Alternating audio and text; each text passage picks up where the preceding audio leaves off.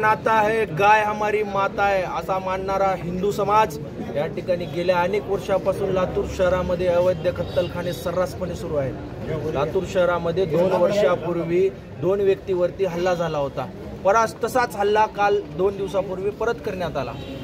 प्रशासनाला वेळोवेळी आम्ही आठवण करून देतो की लातूर शहरामध्ये अवैध कत्तलखाने आहेत, लातूर शहरामध्ये अवैध कत्तलखाने आहेत, परंतु प्रशासन याच्यामध्ये कसलीच जागरूकता दाखवत नाहीये।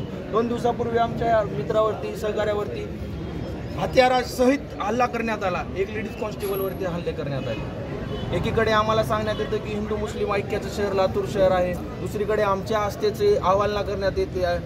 हे काय चालू आहे? म्हणजे प्रशासनाला इच्छा नाही आहे का लातूर शहरामध्ये शांतता असावी? मी तुमच्या माध्यमातून सांगू इच्छितो, लातूर शहरामध्ये जर येत्या 3 दिवसामध्ये अवैध कत्तलखाने बंद झाले नाही तर आम्ही मोठ्या प्रमाणात आंदोलन करू आणि लातूर शहरामध्ये आम्ही एक चळवळ सुरू करणार आहोत। आता आम्ही शांत बसणार नाहीयेत।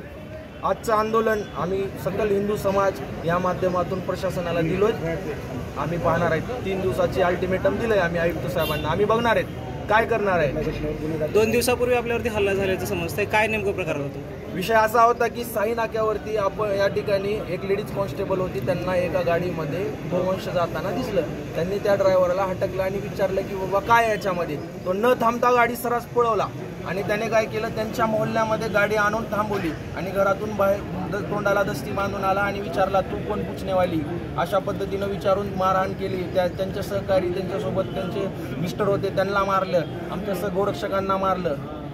त्यांच्या हत्याराने त्यांनी हल्ला केला, तलवारे कोयते ही आणून त्यांच्यावर आमचे जो गोरक्षक होते त्यांच्यावर हल्ले केले। या संदर्भात आता ही घटना कुठे घडली नेमकी आणि या संदर्भात पोलीस प्रशासनाने कोणतीच कारवाई केली नाही का?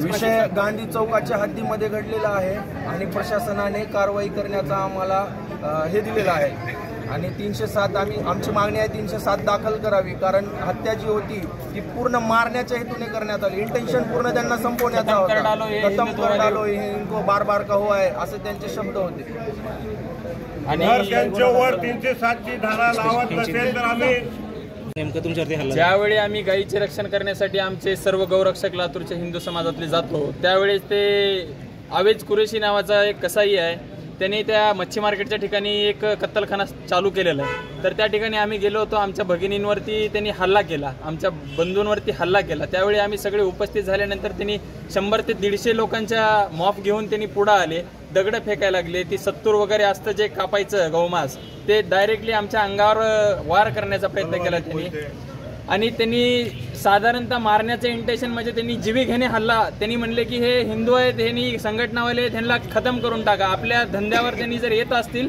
तर ह्यांना संपवून टाकण्याचं काम हे आपण केलं पाहिजे, हे त्यांची मागणी आहे। आणि आमची मागणी एकच आहे, ज्यांनी आमच्यावरती वार केलाय, आमच्यावरती ज्यांनी वार केलाय त्याला 307 ची धारा लावावी ही आमची एक कळकळीची विनंती आहे प्रशासनाला। आणि एक सांगू इच्छितो, जर गुन्हा दाखल नाही केला तर आम्ही सर्व सकल हिंदू आम्ही छत्रपती शिवाजी महाराज चौकामध्ये उपोषणाला बसणार आहे आणि प्रशासनाला दोषी ठरवणार आहे। जय श्रीराम, जय श्रीराम, जय श्रीराम, जय श्रीराम। बऱ्याच गोरक्षकांवर हल्ले झाले। आम्ही भारतात राहतो आणि भारतात राहत असताना गोमातेला आईचा दर्जा दिला जातो आणि जर आमच्या डोळ्यासमोर जर आमच्या आईची कत्तल होत असेल तर हे आम्ही सहन करणार नाही। बऱ्याच वेळेस ज्या वेळेस गोरक्षकांवर हल्ले झालेत त्यावेळेस पोलीस प्रशासनाने गुन्हे दाखल करताना खूप त्रास दिलाय आणि याच्यानंतर आम्हाला ह्या प्रत्येक गोष्टीचा न्याय पाहिजे।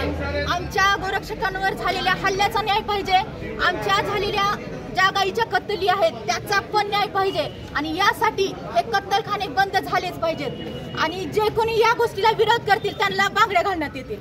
सनातन हिंदू धर्म